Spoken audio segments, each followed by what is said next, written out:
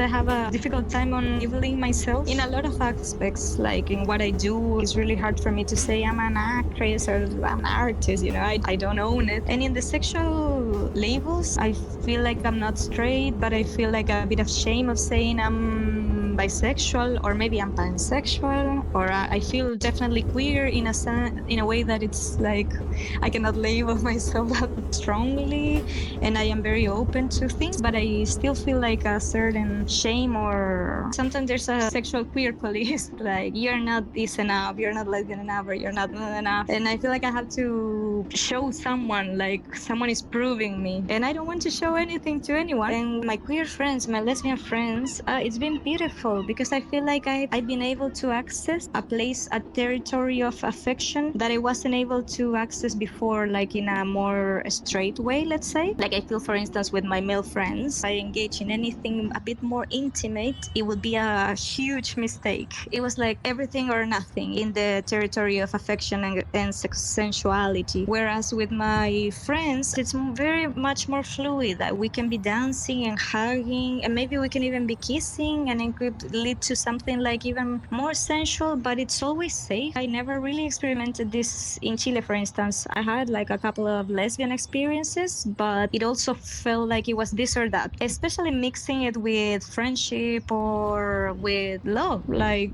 I feel like I'm in a super safe space with my friends here, that where if even if we engage in this type of things in a party at Kimbo or whatever, we know that we love each other, and that if anything happens that is kind of uncomfortable, we can discuss it. There's a whole level of communication, and I think that's also because they have transited the world in a different way and have learned other things also, and we can share them. It's a very womenhood thing to be able to create this thing. And closer to my 30s, I feel like I've definitely conquered sexuality. I mean, I'm not saying this is it. I think it will keep improving because I know more of my body and I know how to please myself. And I feel comfortable with my body, as in this in the idea that it helps me to feel things and experiment things, and I'm able to dance with it. And some things that concern me when I was 13, that I was like obsessed about body hair, for instance, or shapes and stuff like this, do not concern me at all in the same way at all, and that is great and very liberating. I also feel like in my 20s I was very much more interested in the male gaze. First relationship, I faked a lot of orgasms just for the guy to come, and because I didn't even want to fuck him, but I was in the relationship, so it was kind of I